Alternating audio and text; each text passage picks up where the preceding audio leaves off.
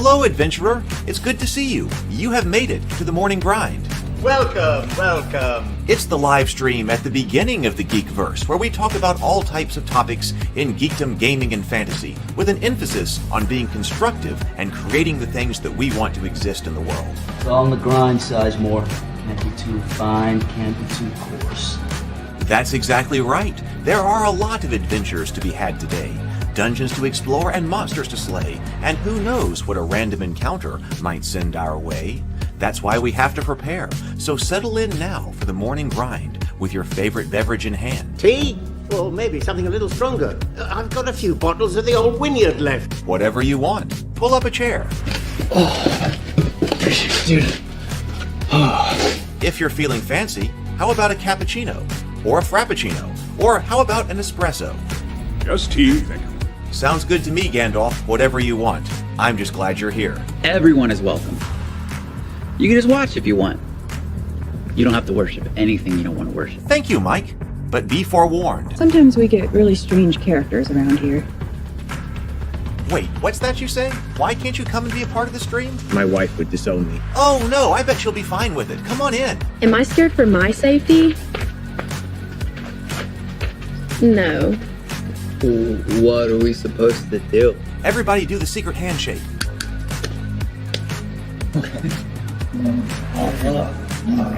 Secret cultist handshake. Oh, now do wizards who love each other. This, my friend, is a science. I still don't have gills, but it's fine. It's all on the grind, son. Can't be too fine, can't be too coarse. Dude, this would be a sick place to bring the band. Indeed it would be, Dave. It really would. I'm seeing more people coming in. Welcome. Glad to have you here. Oh, look, here's someone new. Is this the cultist meetup? Yes it is. Come to hang out? Please accept me. I have nothing else. Okay, we accept you. Everyone's welcome here. Brought some snacks. Well, that makes things even better. You want some coffee? I don't drink coffee. You sure? It's cultist coffee. What makes it cultist coffee? I'm a cultist and I'm drinking it. Oh. Then I'll have some. What exactly is going on here? I'm seeing more people coming in. Welcome. It's so great to have you. Oh, and look, here comes another stranger. Can we help you? Yes, fellow cultists. I could really use some food. Oh yeah? Welcome. We have donuts. Oh, it's me. I'm glad I'm here. I'm sure you have a few questions for me, though. What's your name? Who do you work for? What god do you worship? Great questions, Rob. I'm Steve King, and I worship Nyarlathotep. No, not really. I'm just Heath, and I won't be worshiping anything this morning. But I will be your host. Welcome to the office. We're going to have a great time. I've got my coffee ready, because now it's time for the morning grind. If you could become a fish, that would be amazing. Then I could command you with my mental fish powers. Hey, good morning, everyone. Good morning. It is good to see you. I feel like it has been a while, and it has. I didn't have any internet on, what was that, Sunday? We had major storms here on Saturday. Well, we were supposed to have, I think, like really, really bad storms. And we did end up having this. Oh, I was like, we'll get to that in a moment. So we were supposed to have extremely bad storms on Saturday, and basically kind of everybody shut down, even though they didn't arrive until later in the day, kind of shut down Alabama. And I was when I was sitting here at home, I was like, I am going to be sitting here and I'm going to be without power. And I wasn't without power. I heard storms go by, and apparently there was a tornado that was coming rather close to me, and that's why people were texting me. But I didn't lose power, but I did lose internet for a while. So that was happening.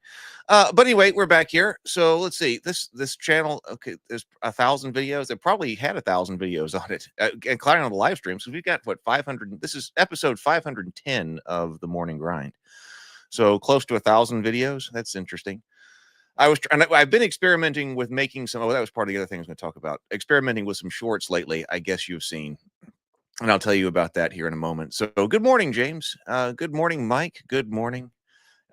Sometimes I don't feel like I do it fast. I should be putting these together much earlier, but I just never do. It's just the way it's been working. Hey, Titter Pig. Good morning. I've got an interesting topic today that I thought we'd take a break from the D&D topic. This is something I was working with last night.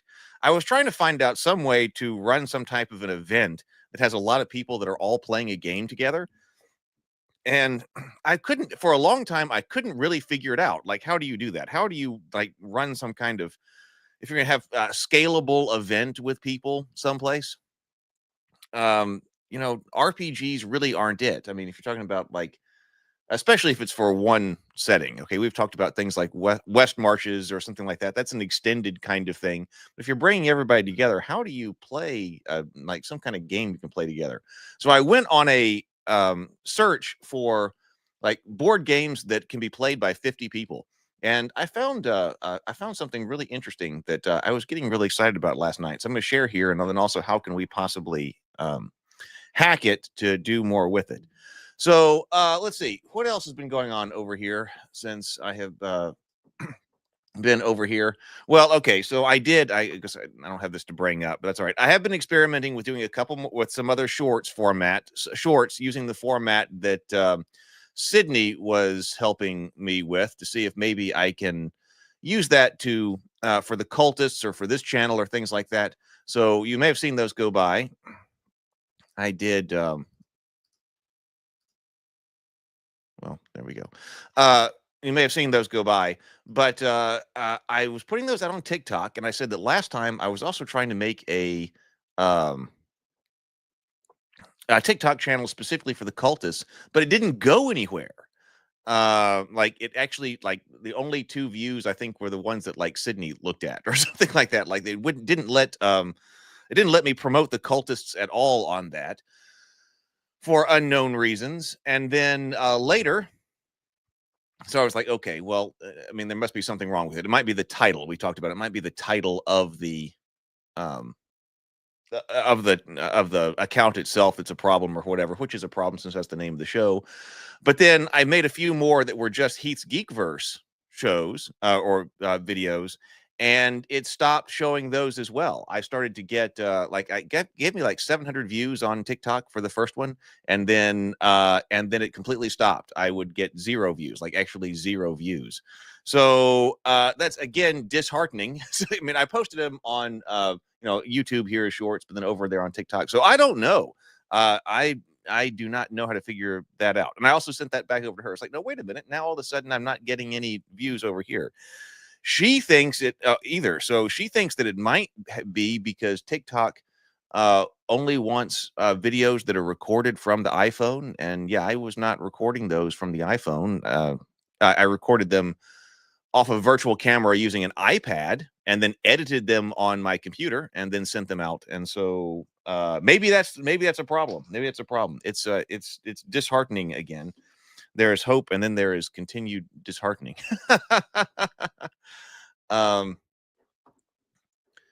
So that's been going on. Let me go over here. I did also finish removing all of the miniatures from this page. So I think I'm about ready now. Finally, been a while, but I have got a page here, which I was going to try to promote in the different ways. But okay, that isn't working quite so well. But we've got a Kickstarter page up right here. In fact, I'll send out the preview link. Let's see. Manage sharing. Okay, so here is the actual link if you want to check it out here. Oh, it probably is more interesting with the sound on, Andrew. So here's the KS preview link. Let me put this in Discord as well.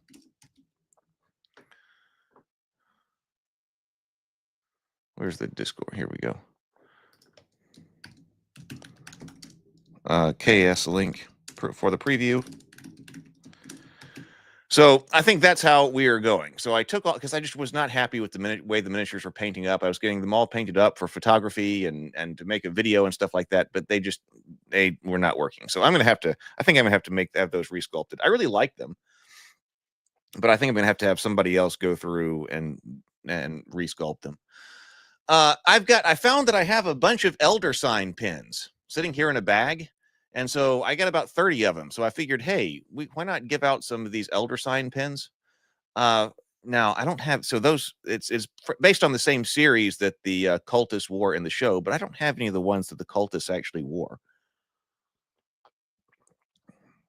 But I've got this, but I do have a bag of elder sign, like lapel pins. So I'm going to give them out as this. They might as well not sit around here. So I have got the downloads here. I've got the cultists. I've got the teaser trailer that I really like. I've got the rewards here, which are simplified, and I like this. So we've got the RPG book. We've got the virtual tabletop. We've got the script. I've got vinyl stickers. I put the stickers back on because the stickers I think are fun because they're made from Brianna's designs. Actually, the Cultist Coffee and the Witch's Brew were not Brianna's designs. The Cultist and the Witch were actually done by my aunt, who was the production manager for the second season and the photographer for the first season. And then I put it into Illustrator and I made the rest of the symbol based on those. But I think those are fun. I use those quite a bit, like on my notebooks and things like that. So I decided, hey, those are fun to make a second run of. And then the graphic tees, that's the big thing. So those didn't get out like they should have. And so that will be the other opportunity. And I have a video ad ready to go to tell people on YouTube who have watched the Cultists that, hey, we're actually going to be live on Kickstarter. I have no idea how many people we're actually going to be able to reach. But, you know, there are like 6,000 people who have subscribed to the Cultists in the last few months. So maybe we can reach those people and let them know that, hey, we're going to be live on Kickstarter. So I'm going to look at this one more time, and then I'm going to send out emails and things like that. So we'll launch it live on the Morning Grind. I don't know if I want to launch it on Sunday or not, but there we go. That's what it looks like. So if you see anything, if you check it out and you see anything that needs to be changed, let me know. Can you get the shirts as an add-on to a reward? Yes, everything should be available as an add-on. In fact, let me check that. If I go over here to rewards, Kickstarter has gotten better about each individual item, like managing SKUs, but it's still not perfect. So the items, PDF, book, one shirt, sticker pack, right? And then, so if we go to add-ons, sticker, I think this brand of Cthulhu is pretty cool. Soft copy, script, yep, shirt. Okay, so they're unisex shirts, Cultist unisex shirts, your choice. And then, of course, Kickstarter doesn't allow you to like make a choice right there when you pledge and put in your address. So there'll be a survey that goes out and lets you pick which shirt you want and what size. But yes, so it is on right there as available, offered in 7 rewards. So boom, got it.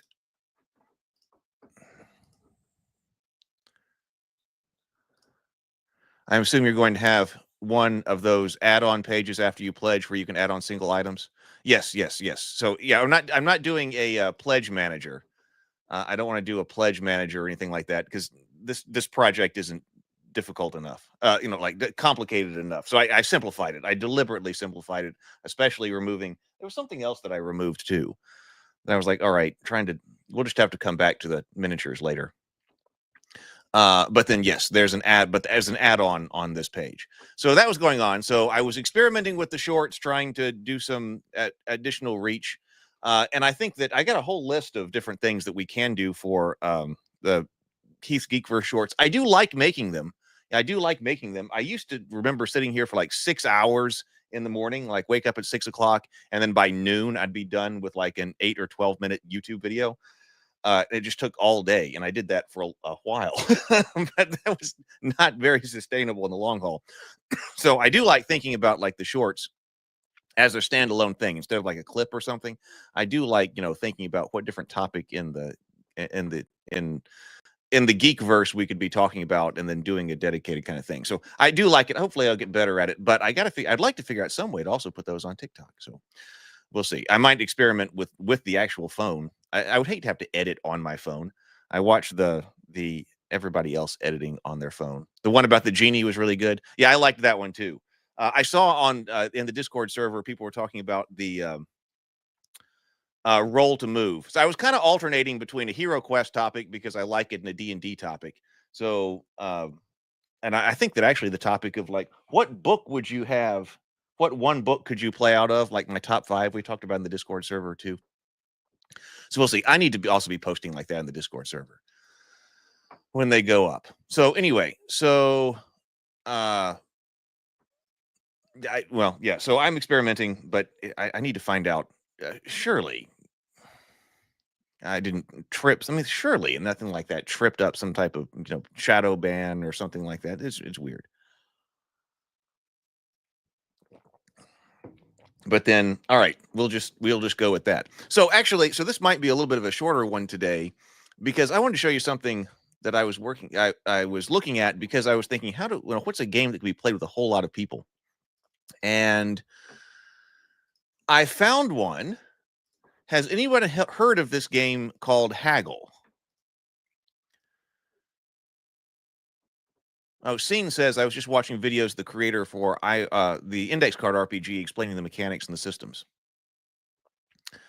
I would like to do some index card videos.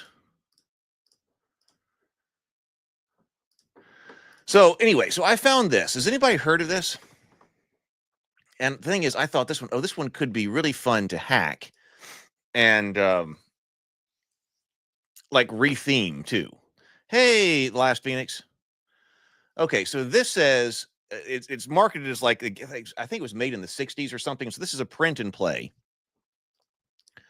It says, okay, so Haggle, I think it was made in the 60s. Rules play, this is a print and play that was available on Board Game Geek. Rules, player, and GM sheets, scenarios and variants, original game designed by Sid Jackson, additional scenarios and variants by Mark A. Wilson, includes print and play color cards. So it's got a really interesting and simple foundation for playing with a lot of people, like 50 people or 100 people. So it says, this document, I have included Saxon's original rules for the game, as well as my own modified rules for the game, which shifts from a lengthier metagame and reimagines it as a party-style icebreaker game playable in under 45 minutes. Saxon's original scenario is included, along with 13 of my own invention. Additionally, sheets suited. So these different scenarios, we got some very simple rules. Basically, here's how this game is played. Simple rules, and then you can, change up the actual rules of the game. But how you actually play is simple. Every player is going to get a hand of 10 cards, plus 2 rule cards. So your hand, all your cards you've got is 12 cards, but you've got 10 cards that are in your hand. And it's simple that at the end of a specified amount of time, your job is to turn in to the referee at the end of the game a hand of the highest possible value. So you just try to accumulate the hand of the highest possible value by trading and haggling with other players who are playing the game. And there are 15 rules that determine scoring. So there are 15 rules that determine how the other hands of the cards in your hand will be scored. However, you only get 2 rule cards at the start of the game. So you have incomplete information. 10 cards in your hand, but how they're scored, you don't have complete information on. You have your 2 rules. And then you basically just go. And then you can haggle with each other, trade with each other, exchange information on what kind of rules you've got, whatever you want to do like that. All that's valid. All that matters is that by the time you get to the end of the game at a certain specified time, you have the highest possible value of cards. I am glad I am here too. Oh, and we're glad Last Phoenix is here too.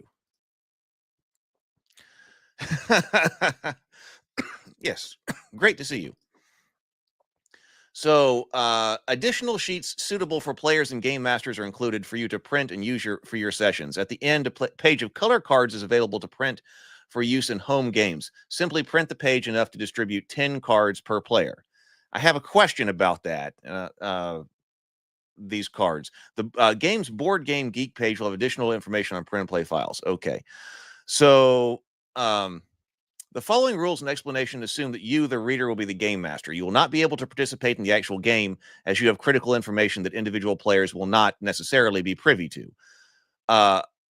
Preparation. Print enough rule cards so that 2 random, no duplicate rule cards can be given to each player. Print enough color cards so that 10 can be given to each player. Print equal numbers of each colors. Shuffle them all. Give 10 to each player's 10 to each player. Multiples are okay. Place a set of 2 rule cards and 10 color cards into an envelope for each player. So it's having you prep the envelopes of 12 cards, 10 hand cards. They're calling them the color cards here. And then the rule cards as well. Object. Collect the most valuable hand of cards. Players will not know all of the rules, and during the course of the game, they will give and receive information and/or cards from them to other players. Players are free to negotiate trades of any sort, haggling, trade color cards for color cards, rules for rules, colors for rules, a peek of a rule card for a color card, etc. Even just a verbal description of a rule may be traded for an actual card. So all of that's on the table. Playing. Distribute the envelopes to the players and give them an end time. Players interact amongst themselves, making deals, haggling, and trading to try to collect valuable sets of cards. At the appointed time, the game master collects the envelopes and scores the card sets.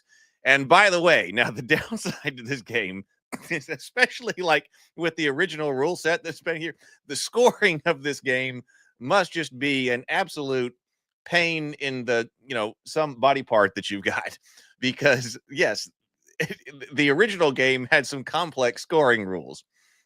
So it says scoring. Each set of cards is scored using all of the rules. Ignorance of a rule is no excuse. Scoring is it's right here, pain in the tuchus. That's the place. Computer assistance will come in very handy. I was actually wondering if you could use ChatGPT to code up something.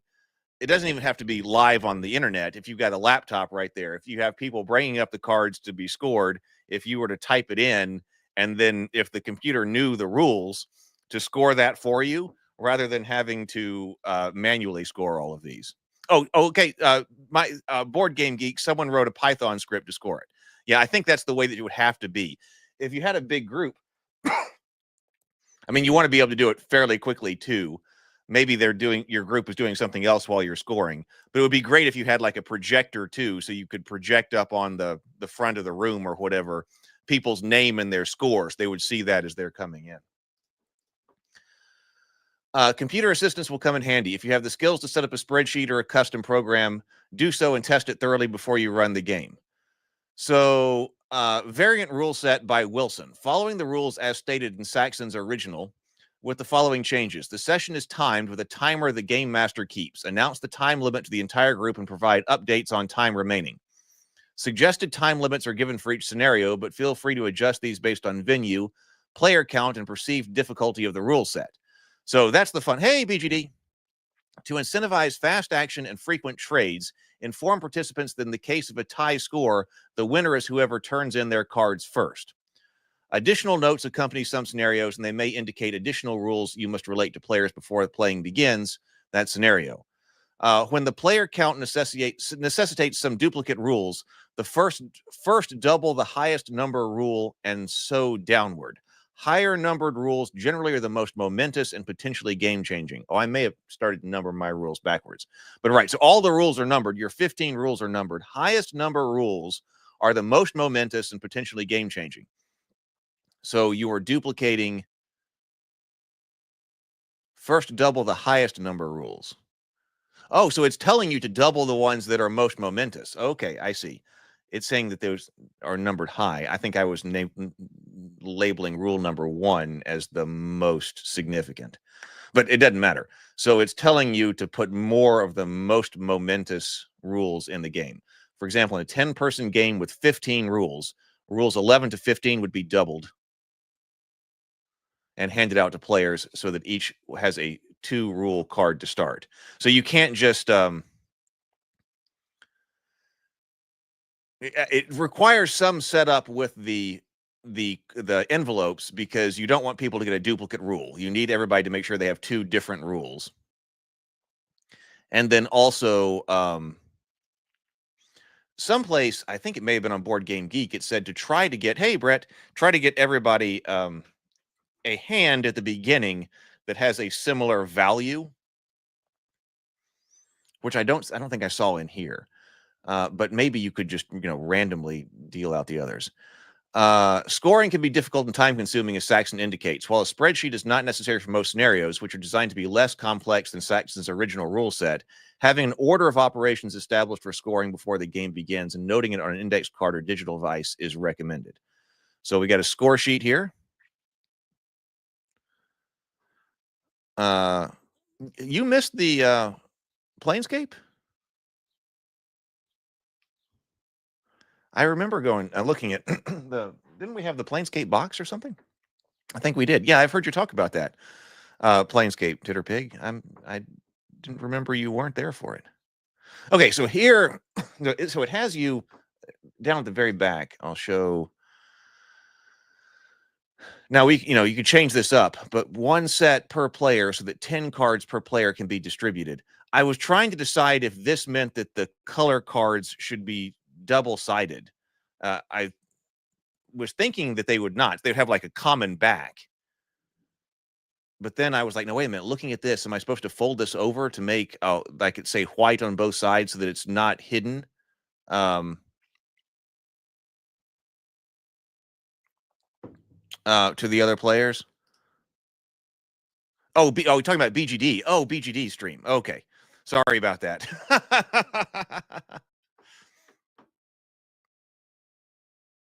Oh, you did say morning BGD. Oh, I'm sorry.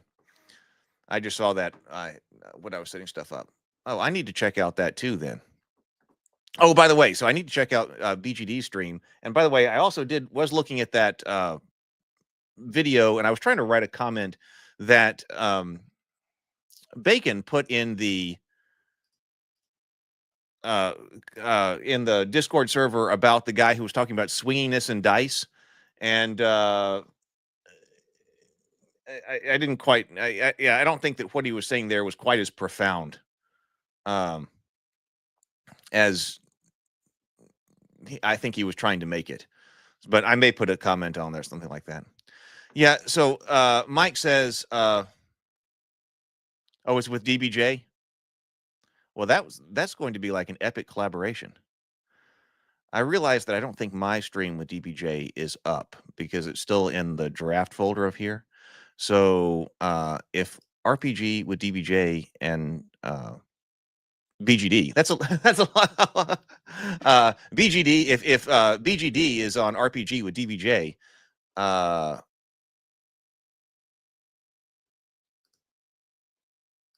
we got to watch that. Yeah, I think that that video is basically saying, I mean, to me, all he basically got to at the end of that was that you can represent, say, a 40% success rate on multiple kinds of dice. And we know that. So, and I've never heard that be what's called swinginess in dice. But anyway, so Mike was saying that I think they're meant to be secret. So I actually think they're meant to be secret too. So I'm glad somebody else goes. So we need a common back, and then we have the. Now the fun part is that these cards could become anything, but this is white, yellow, red, and blue. So that's all that this is doing here. But we can come up with something much more fun to make these games more thematic. But that's what you've got. Very simple, according to this. Now here are the rules. Let's look at the original rules. Difficulty complex. Sid Jackson's original rule set intended to play out over the course of an evening, perhaps a meta game while other activities are taking place. So it says that this is the most significant. To rule number 15. So the rules are things like rule number 1 is orange cards have a basic value of 4 and are equal to a red card and a yellow card. So that might be some of the information that you've got. Whereas white cards, number 2, white cards have the highest basic value and are equal to a red card and a blue card. Number 3, blue cards have a basic value twice that of yellow and half that of orange. 4, if a player has more than 3 white cards, all of their white cards lose value. 5, a player can score only as many orange cards as they have blue cards. Rule 6, if a player has 5 or more blue cards, 10 points are deducted from every player's score. 7, a set of 3 red cards protects you from 1 set of blue cards. 8, yeah. Oh, yeah, because I was going 1. So the higher impact. Yeah. So that's what I thought. So like, I was like, that seems like some rather basic information, that orange cards have a basic value of 4 and are equal to a red card and a yellow card. Whereas 15 down here, no more than 13 cards in a hand can be scored. If more handed in, the excess will be removed at random. That's an important kind of thing. If a player has 5 or more blue, okay, so then number 8, check out rule number 8. If the player with the most yellow cards gets a bonus of the number of those cards squared. If 2 or more, you can see why this is difficult to score. If 2 or more players tie for the most yellow, the bonus is calculated instead for the player with the next highest number of yellows. That's a complicated rule because it also means that the cards can't be scored without knowing everybody else's hand. That's my problem with that one. Okay, so I mean, but it's bonus points. The player with the most yellow cards gets a bonus of the number of those cards squared.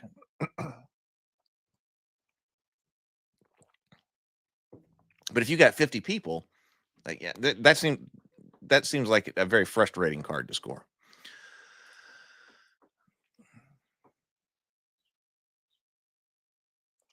Titter Pig Rancher says, man, I can already see a problem with this color tier system given how many people have probably played an ARPG nowadays.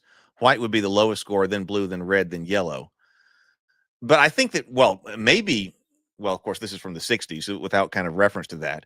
But do you want a reference? Do you want some kind of meta information there about what might be the tier scoring? Maybe you don't, because you want that information to only come from the rule set. If a player hands in 7 or more cards of the same color, they are eliminated from the game. Rule 10, each set of 5 colors gives a bonus of 10 points. Each set of 5 different colors gives a bonus of 10 points.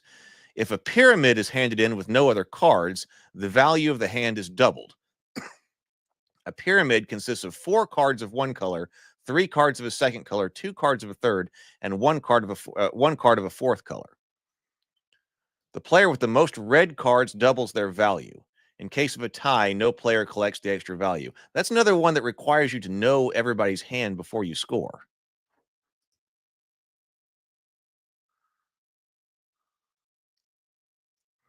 Yeah, so I would want to, like, if I were doing this game, I'd want to eliminate any kind of, because you want to be able to type that into the computer, into whatever you've got there. You want to just be able to look at the cards, type in the name, and then click how many of each different card they've got and hit enter and come up with a final score. I don't want that to have to score against other players. 13, each set of 2 yellow cards doubles the value of 1 white card. 14, each set of blue cards quadruples the value of 1 orange card. And 15, no more than 13 cards in a hand can be scored. If more are handed in, the excess will be removed at random.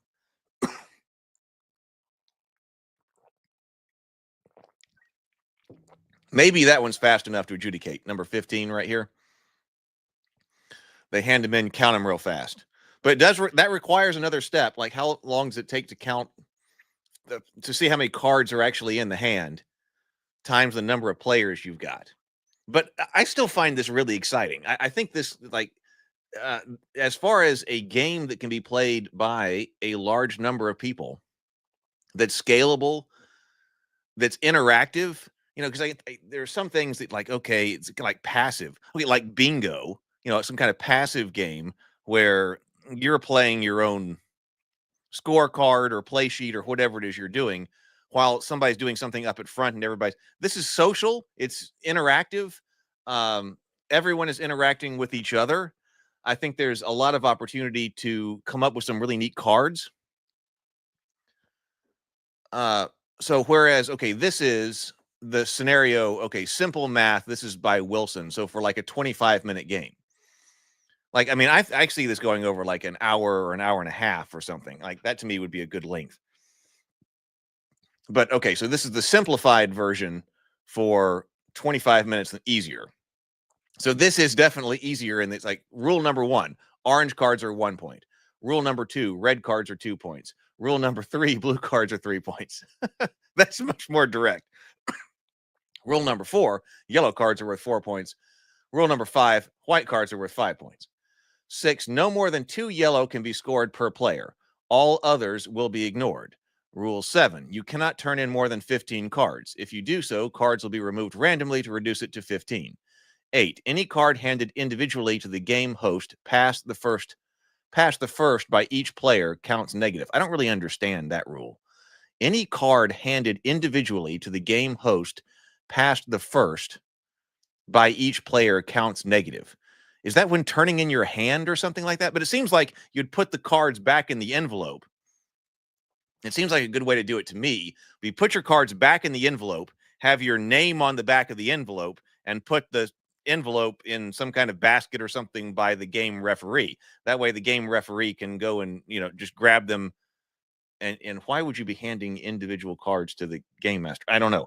So I don't really understand that rule. Number 9, you may hand in a single color card to the game host for 4 points. Well, maybe that's why. We need to read the next one. You may hand in a single color card to the game host for 4 points. Announce that you are doing so. It is removed from play. Well, that means you got to track that person. Okay, so that's why. Never mind.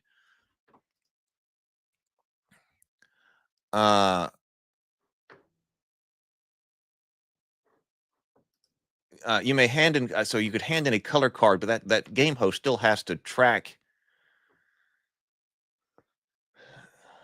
Hey, Bob gave me this card, and then I got to put that with his hands. I'm not sure about those. If a single player turns in 8 or more orange values for all other players is swapped with whites. That's another one where, okay, you got to know everybody's. I mean, the computer possibly could do that. If you're typing that in, I guess, and then all of a sudden, if you get to a point where you've got 8 orange, it recalculates everybody else's scores. I mean, it's not impossible if you're doing it a computer-assisted way, but that still sticks out to me again.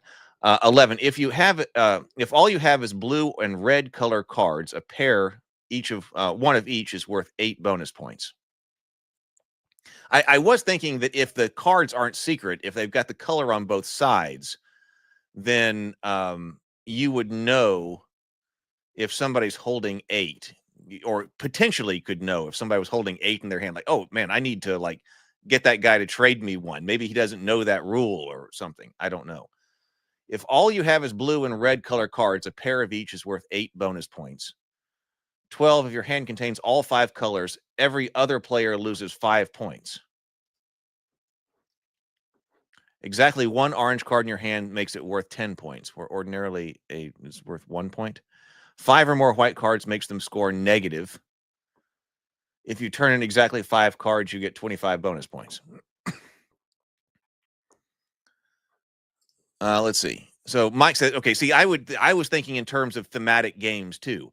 I would start to alter the rules to be more thematic, something like stocks in each stock market with a number for the cost for each color on the market, or wizards casting a ritual. I was thinking immediately about casting spells. That's exactly where I was going. I like the wizard idea, Mike. Maybe necromancers vying for control of summoning an undead army or something like that. Right. I think you could also. It's pretty easy, I think, to retheme to a bunch of different potential themes.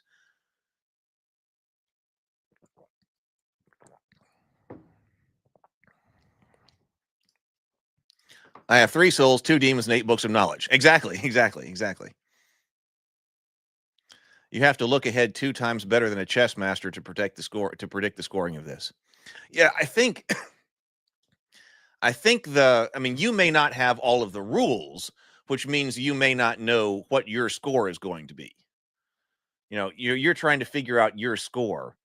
I don't like the but you might not know. You might not have ever figured out that in this case, the reds are worth 2 points or the whites are worth 5 points or whatever. So you might never have that information. So you can't perfectly score your hand. But it does feel like when you turn it in, the game master should know your score.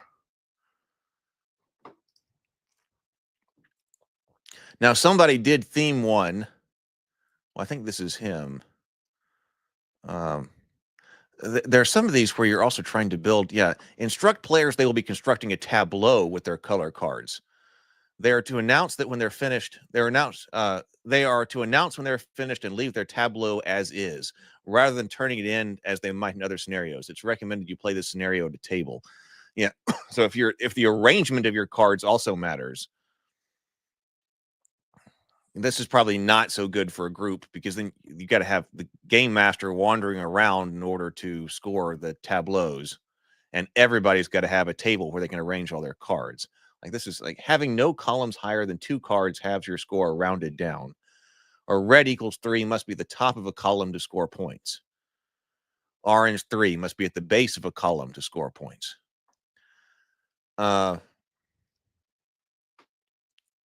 He did do one with some kind of wizards. With let's see. Yeah, here, adventure time, 25 minutes.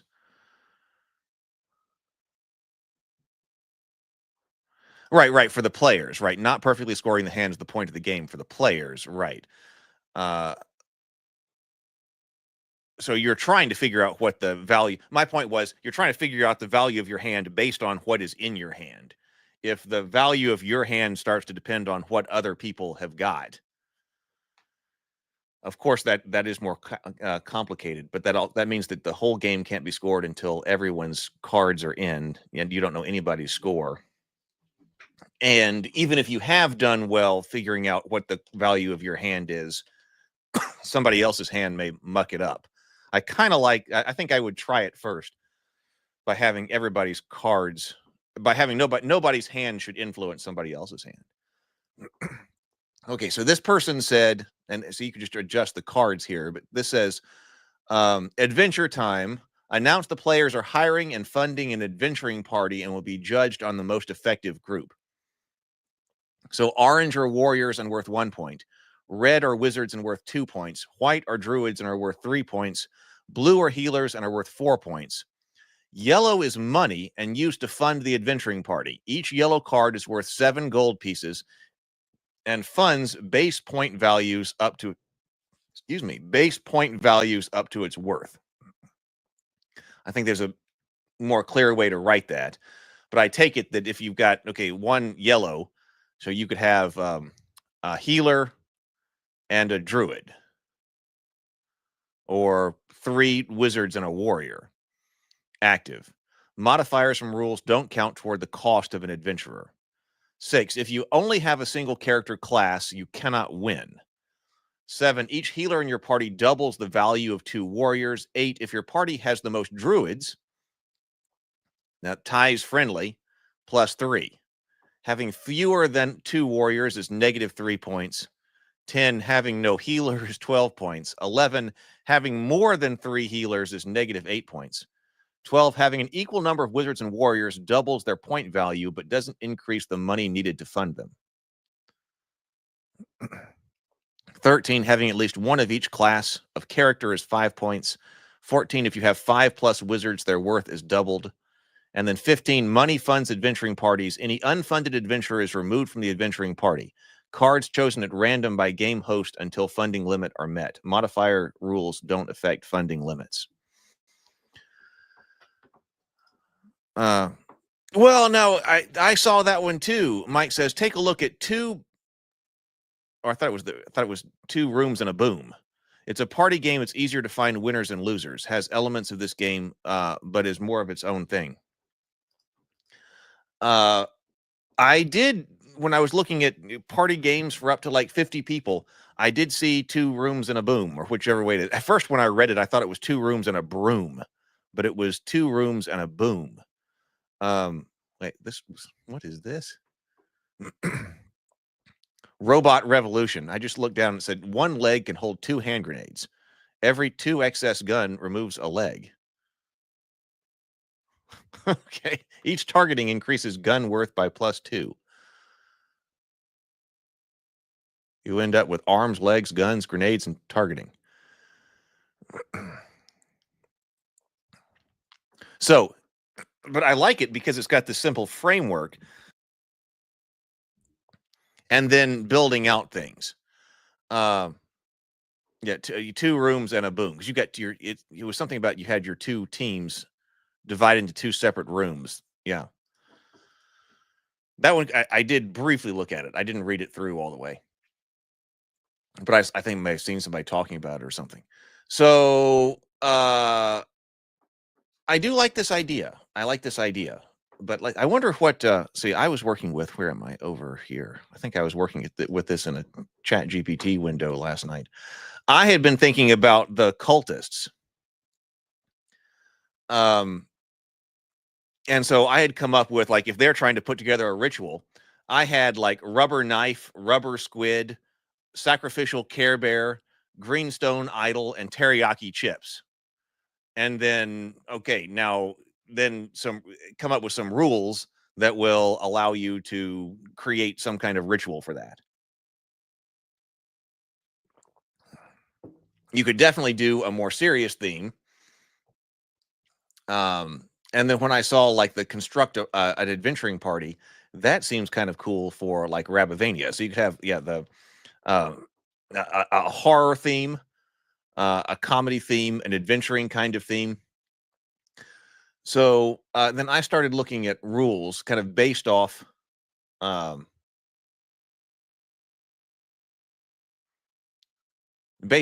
information. And I wonder if I had rules in here that based your value off of somebody else.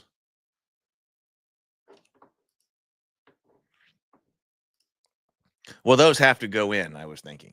But I was also seeing different views. I think sour cream and onion chips need to be in there. But then also I was thinking, I was seeing someplace where sometimes you have something that you can do with somebody else in the game. So there's all kinds of things that I think you could add to that. Like somebody had something like a fortune teller that's like a person in the game, in the game room, who you can bring cards to and they can exchange. Also interesting with this is that if you put different rule cards, like I was noticing with all of these different ones, okay, all of this is played with everything right here is just your colored cards, which can be improved by having things like, the demon or the book of knowledge or whatever. But then if you had different rule sets and maybe you color code the backs of the different rule cards so that you have, simple games for different lengths of time by what rules you apply to the cards. I mean, that seemed to make sense. You see, you're applying them to just the colors over here, but you could have multiple sets for your themed cards too. Right. See, that's the way that I think that it should go. Like if you've seen the show, right? Because you just one sour cream and onion card in the whole game, and you can't summon Cthulhu with sour cream and onion, so you've got to give that card away.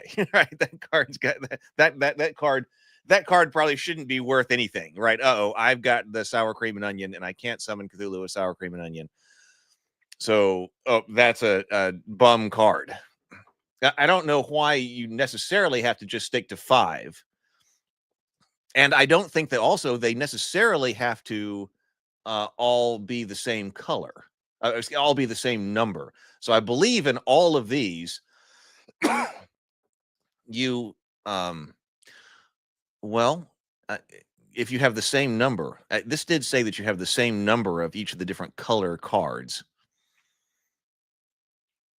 And this one doesn't say anything about trying to arrange it to make sure that everybody has the same value hand. That would be difficult. I mean, that sounds like something you'd almost have to have a computer do.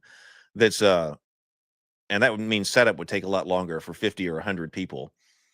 But I don't think if you're designing it, you have to have the same number of cards. Wouldn't be any reason, I don't think, why you couldn't have one, teriyaki chip card or something. or have a different distribution of the different cards. But if you really want to be sure that everybody has the same value hand at the beginning, so someone doesn't luck up and have a killer combination that they also know that they've got. They would have to have a killer combination, and they would have to know that they had it, because they'd also have to have the rule card at the very beginning that tells them that they've got it. If you want to prevent that, I think that's where you almost have to have the Python script go through and say, okay, I need... and I'm not even sure how to do that. I guess I have to ask a chat GPT. How do you go through here, and how do you what's 100 different combinations? Because you don't want people to have the same hand, although they will have different rules. Like, what different combinations of hands there are all worth the same number of low points can I make from these, and then distribute them?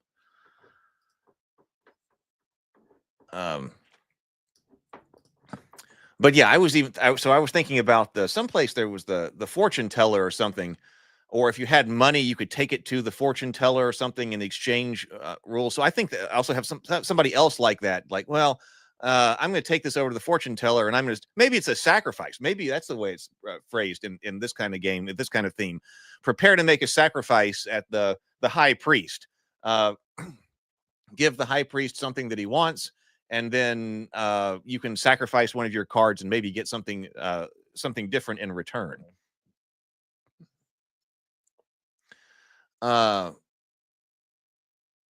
I don't know if I want to say all the different rules here, but I think that I don't think if I had any, if a player, no, I do. Like, if a player had, that's based on the 7 or more.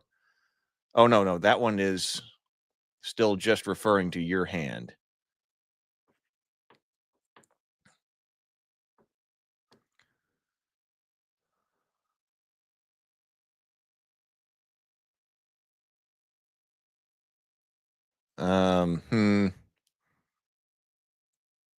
Yeah. So I think I didn't have any that referred to somebody else's hand, but I also like to have like cards. Okay, so casting this particular type of spell,